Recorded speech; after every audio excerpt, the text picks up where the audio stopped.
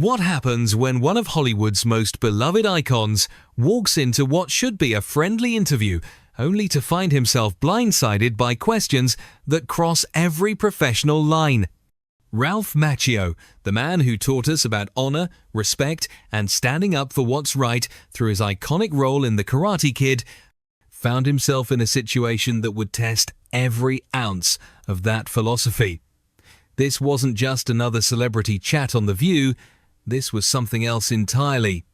Something that would leave audiences stunned and social media exploding with reactions. Before we get into what went down, make sure you hit that subscribe button and drop a comment below telling us what you think about celebrity interviews crossing the line. Ralph Macchio walked onto the View set with the same humble energy he's carried throughout his decades-long career. The audience greeted him with enthusiastic applause, clearly excited to hear from the man who brought Daniel LaRusso to life. He settled into his seat, exchanging pleasantries with the panel, seemingly ready for a standard promotional interview about the latest season of Cobra Kai.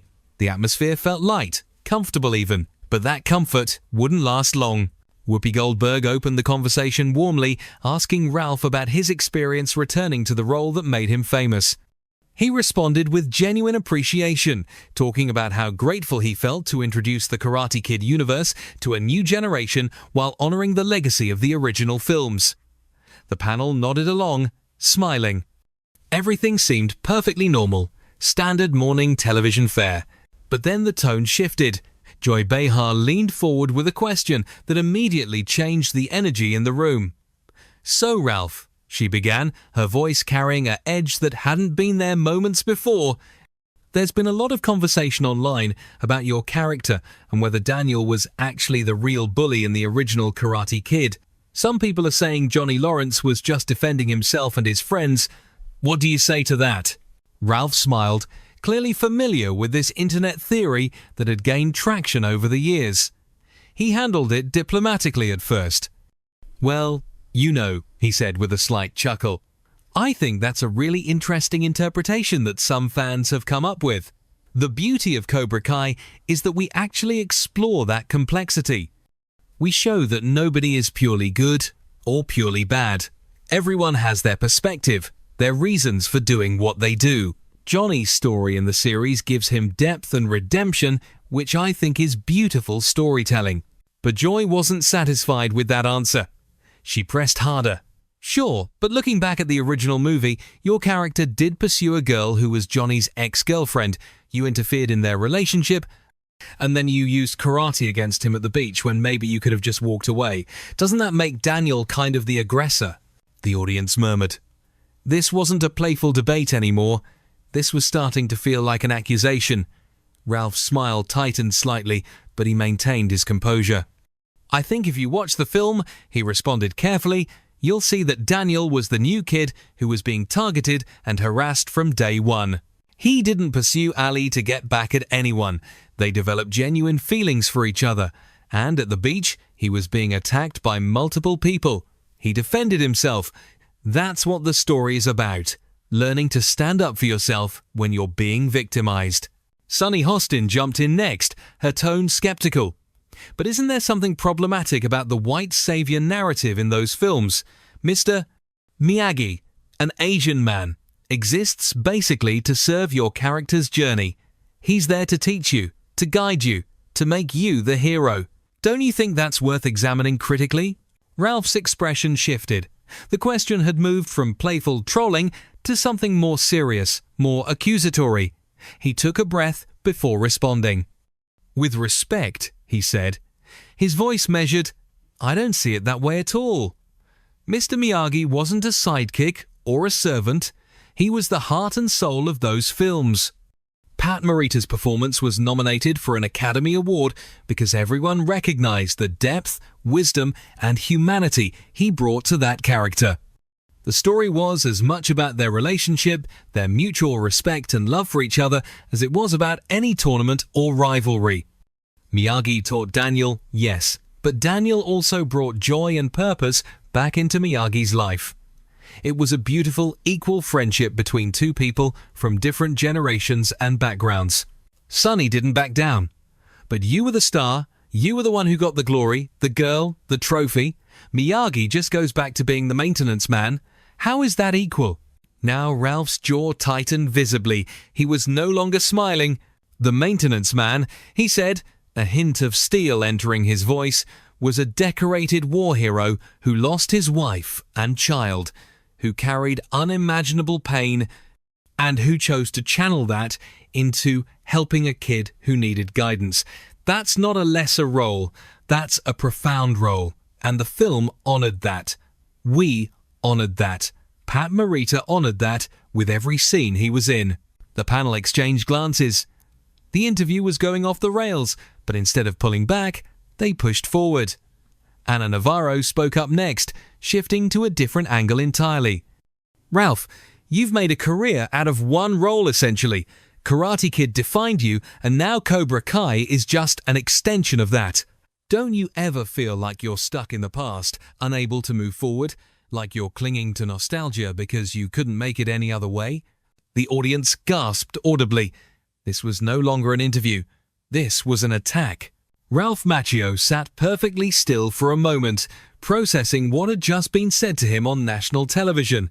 The accusation hung in the air like smoke, thick and suffocating. The audience had gone quiet, sensing that something had crossed a line. His eyes moved from Anna to the other hosts, and when he finally spoke, his voice was calm but carried an unmistakable edge. "Stuck in the past," he repeated slowly, as if tasting the words, unable to move forward. That's an interesting way to describe a career that has spanned over 4 decades across film, television, and stage. I've worked consistently since I was a teenager. I've done dramatic roles, comedic roles, Broadway productions, but yes, I'm most known for playing Daniel LaRusso. And you know what? I'm proud of that. Do you know why? Because that character meant something to people. He still means something to people. Kids who were bullied saw themselves in him. People who felt like outsiders found hope in his story. And now, with Cobra Kai, we're exploring what happens when that kid grows up, faces adult problems, makes mistakes, and tries to figure out who he is decades later. That's not clinging to nostalgia, that's building on a foundation and creating something new. Anna wasn't backing down. But let's be honest, Ralph, without Cobra Kai, what would you be doing right now? When was the last time you had a relevant role before Netflix brought you back? Ralph's composure was cracking now, visible in the set of his shoulders, the tightness around his eyes. He leaned forward slightly. I was working, Anna, consistently. Maybe not on projects that were in your living room every week, but I was working. I was choosing roles that interested me, spending time with my family, living my life on my terms. Not every actor needs to be on a magazine cover every month to have a valid career. And frankly, I find it pretty disrespectful that you're sitting here suggesting that longevity and consistency are somehow failures. How many actors from the 80s are still leading successful television series? How many are still connecting with audiences across generations? Whoopi tried to interject, clearly sensing the interview spiraling. Ralph, I think what Anna is trying to say. No. Ralph cut her off, his voice rising slightly. Let me finish. You invited me here, so let me speak. I came on this show thinking we'd have a conversation about the work, about the show, about the craft of storytelling. Instead, I'm being told that my career is somehow pathetic, that the character I played promoted bullying, and that my friendship with one of the most important people in my life was problematic because of his race. Do you hear yourselves right now? Joy jumped back in, her tone defensive. We're just asking questions that people are talking about online, Ralph. This is what hosts do. We challenge our guests. Challenge! Ralph shot back immediately. There's a difference between challenging someone and insulting them. There's a difference between asking tough questions and coming at someone with a predetermined narrative designed to make them look bad. You want to talk about what people are saying online? Fine. Let's talk about how online discourse has become so toxic that people will take a film about honor, discipline, and overcoming adversity and twist it into something ugly just for clicks and controversy. Let's talk about how we've lost the ability to appreciate stories for what they are without tearing them apart through the most cynical lens possible. Sunny interjected again. But criticism and analysis are important, Ralph. We can't just accept everything at face value. Stories have impact, and we need to examine that impact, especially when it comes to representation and problematic tropes. Ralph turned to face her directly. You want to talk about impact? Let's talk about impact. The Karate Kid taught millions of kids that you don't need to be the biggest or the strongest to stand up for yourself. It taught them that real strength comes from discipline, from having a teacher who believes in you, from finding the courage to face your fears. It showed a beautiful friendship between two people who society might have expected to have nothing in common, and it celebrated that friendship. Pat Morita became a household name because of that film. He got opportunities he never had before. He was honored and celebrated. And now, 40 years later, you're sitting here trying to reframe that as some kind of problematic white savior narrative? That's not analysis. That's revisionism. Anna wouldn't let it go. But you have to admit, Ralph, the narrative centers you, not him. You're the protagonist. Your journey is what matters. He's supporting your story. And what's wrong with that? Ralph responded, his frustration now fully evident. Every story has a protagonist. Should we not tell any stories about mentorship, about people from different backgrounds forming meaningful connections? You're essentially saying that because I'm white and Pat was Asian, our characters couldn't have a genuine, equal relationship on screen. That the only way it could have been acceptable was if somehow the entire narrative structure was different. Do you not see how that itself is a problematic way of viewing art and human connection? The audience was riveting between murmurs of agreement and awkward silence. This had become uncomfortable television. Joy tried to redirect. Look, we clearly have different perspectives on this. Let's move on. Tell us about working with William Zabka on Cobra Kai. No, Ralph said firmly. We're not moving on. You don't get to ambush someone, insult their life's work, question their integrity, and then just move on when it gets uncomfortable. You wanted this conversation, so let's have it. You want to know what's really problematic. What's problematic is this culture where we build people up just to tear them down. Where we pretend we're having important conversations about representation and social issues, but really, we're just being cruel for entertainment. Where a guest can't come on a talk show without being subjected to gotcha questions and bad faith arguments. Whoopi's expression hardened. Ralph, you're being a bit dramatic. These are legitimate questions. Dramatic, Ralph repeated, a bitter laugh escaping. I'm being dramatic. I'm sitting here being told my career is a failure, that the most important professional relationship of my life was racist, and that I should be ashamed of a character that brought joy to millions of people. But I'm the one being dramatic. The tension in the studio had reached a breaking point. Ralph Macchio was no longer the gracious guest who had walked onto the set minutes earlier. He was a man who had been pushed too far, and the hosts were beginning to realize they had miscalculated badly. The audience sat frozen, unsure whether to applaud, gasp, or remain silent. This was no longer entertainment. This was a confrontation. Sunny attempted to regain control of the situation. Ralph, I think you're misunderstanding our intention here. We're not attacking you personally. We're having a cultural conversation about media, representation, and how we look back at the stories that shaped us. Ralph shook his head slowly, his eyes moving across each host. A cultural conversation, he said quietly. Dangerously quiet. Is that what you call this? Because from where I'm sitting, this feels like a coordinated attempt to humiliate me. You know what a cultural conversation looks like? It looks like respect. It looks like actually listening to the other person instead of waiting for your turn to deliver the next prepared attack. It looks like acknowledging nuance instead of reducing everything to the most inflammatory interpretation possible. Joy leaned back in her chair, arms crossed. So we're not allowed to ask tough questions? We're supposed to just lob softballs at every celebrity who walks through that door? There's a universe of difference between tough questions and what just happened here. Ralph fired back immediately. A tough question would be, how do you feel about the way the original films are being reinterpreted by modern audiences? That's a tough question. What you did was tell me that people think my character was a bully, imply that my work is racist, and suggest that my entire career is a sad exercise in clinging to past glory. Those aren't questions. Those are accusations wrapped in question marks.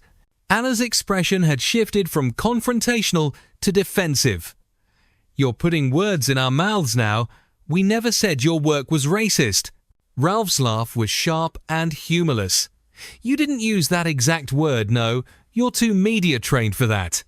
But you questioned whether the relationship between Daniel and Miyagi was a white savior narrative. You asked if it was problematic that an Asian character existed to serve my character's journey. What exactly do you think those questions imply? You're not stupid, and neither am I. We both know what you were suggesting. Whoopi raised her hand as if to call a time-out. Okay, everybody needs to take a breath here. This is getting heated, and I don't think that's productive for anyone. Ralph turned to her, and his voice dropped to something even more intense than his earlier anger. Productive for who, Whoopi? For you? For your ratings? Because let me tell you something, this might make for great clips that go viral on social media. People will share this, talk about it, dissect every moment, and maybe that's what you wanted. Maybe that's the whole point of interviews now. Forget having actual conversations, forget treating guests with basic dignity. Just create conflict, create controversy, and watch the clicks roll in. That's not fair, Whoopi responded, but there was less conviction in her voice now. We have real conversations on this show every day. Do you, though? Ralph pressed. Or do you perform conversations?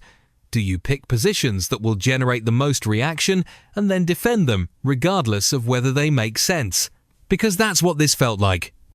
It felt like you decided before I even sat down that you were going to take controversial positions about the Karate Kid, about my career, about my character, and no matter what I said, you were going to keep pushing.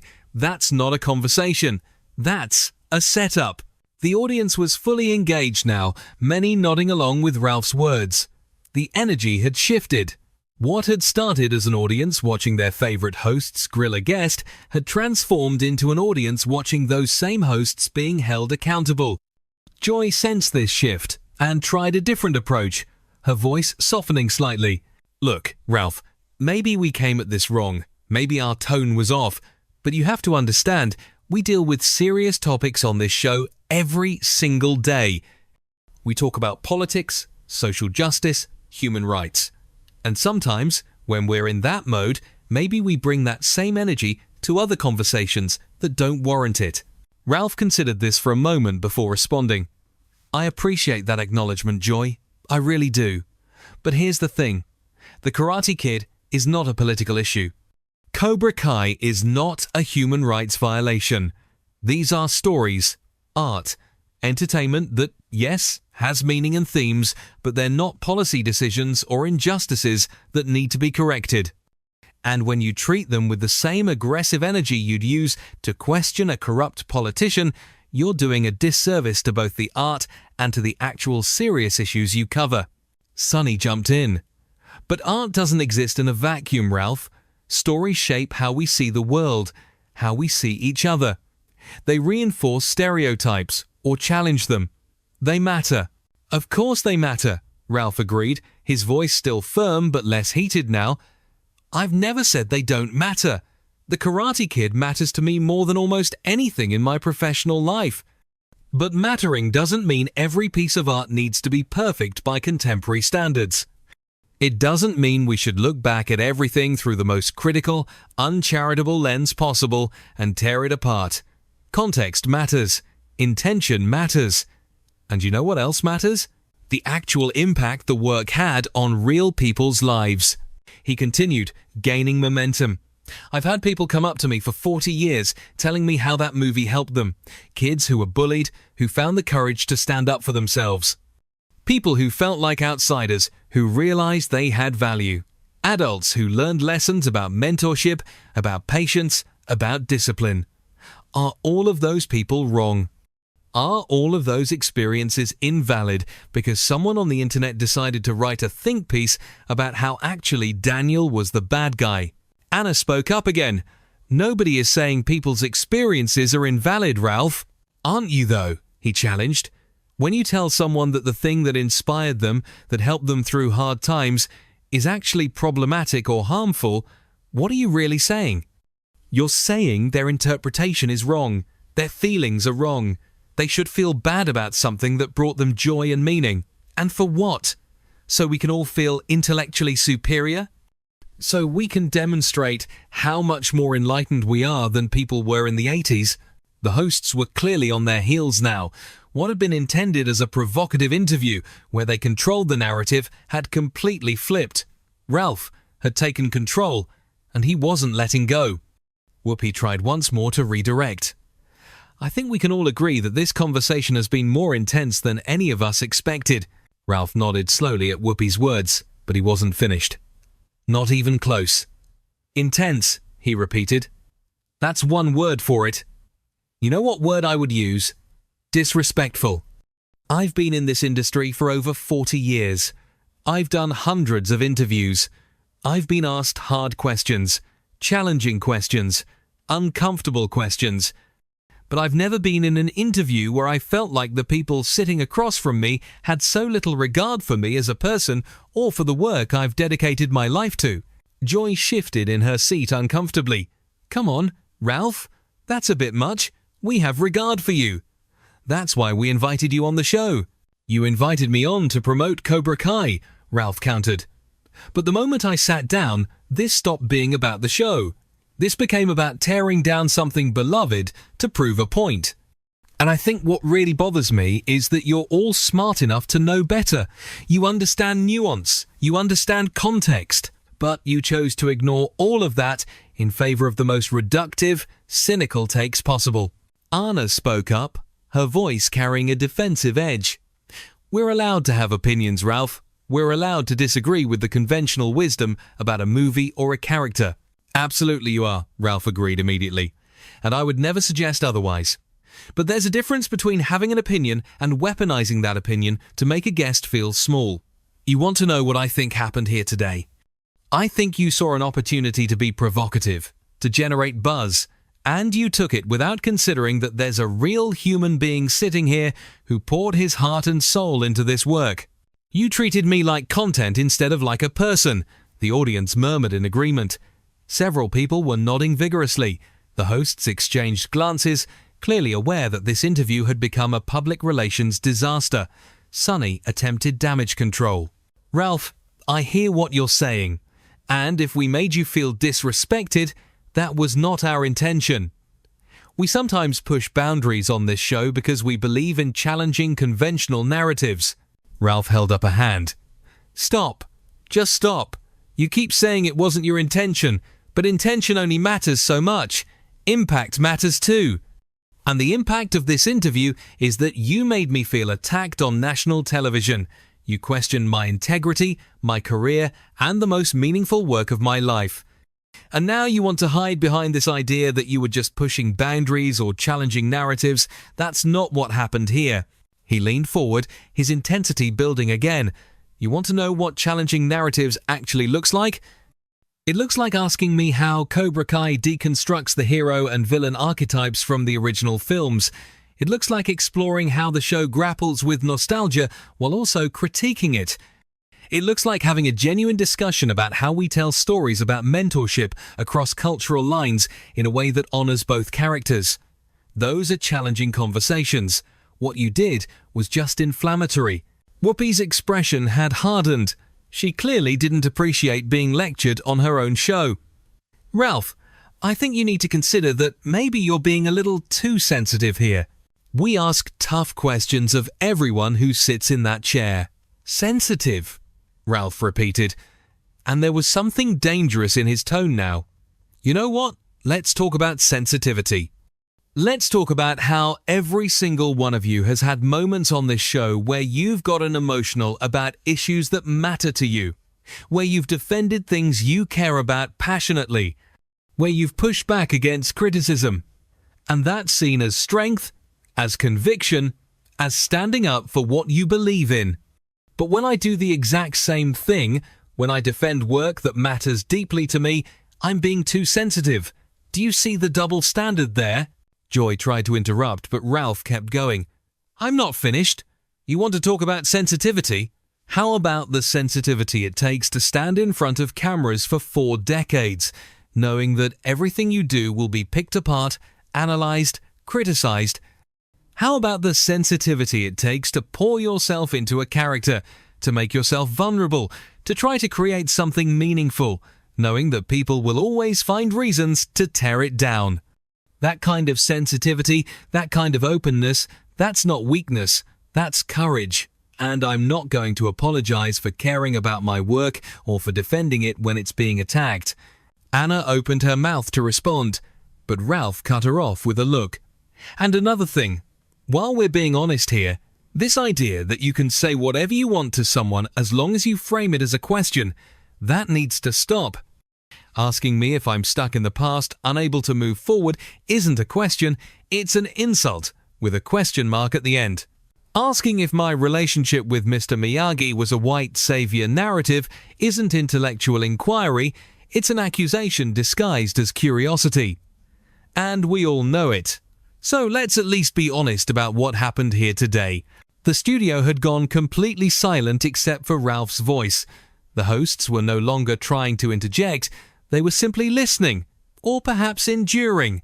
The audience was transfixed. This was the most raw, unfiltered moment many of them had ever witnessed on daytime television. Ralph took a breath, and when he spoke again, his voice was quieter, but no less powerful.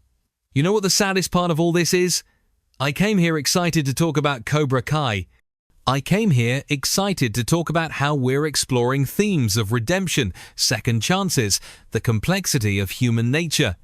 I came here ready to have a real conversation about storytelling and what it means to revisit characters decades later. And instead, I got ambushed. I got put on trial for daring to be part of something that people love. And that's what modern discourse has become, hasn't it? We can't just let people enjoy things.